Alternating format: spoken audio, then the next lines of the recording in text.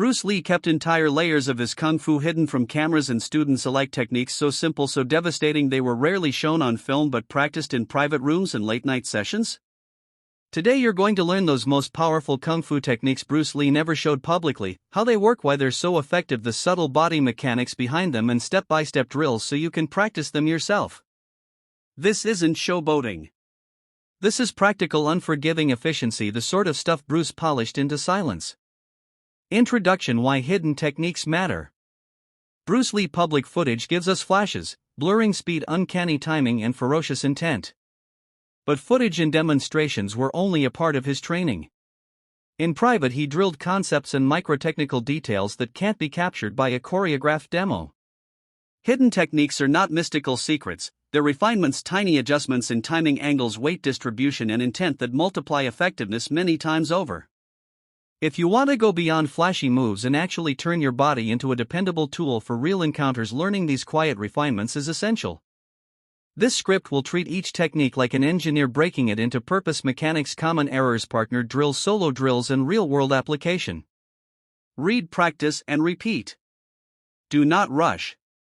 Precision here beats speed without control. 1. The silent center, unloading and reloading weight for explosive economy. Become explosively deceptive by shifting weight off the lead, creating instantaneous mobility and power without telegraphing. Mechanics: at the heart of Bruce's power was his ability to briefly unload weight from his lead leg and then reload it into a strike, a step, or an evasive action.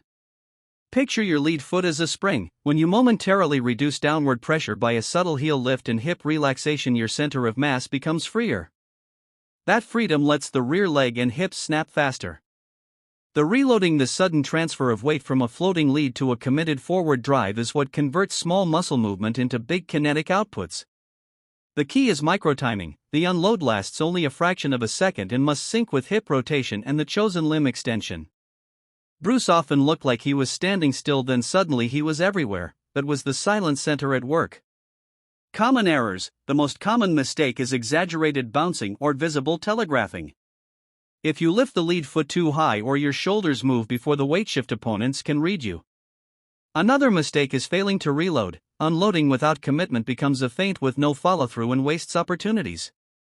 Partner drill: stand in fighting stance with a partner mirroring you. Have them hold light pads and call out unload at random intervals. Practice lifting the lead heel just enough to feel the weight decrease. Hold for one breath, then reload.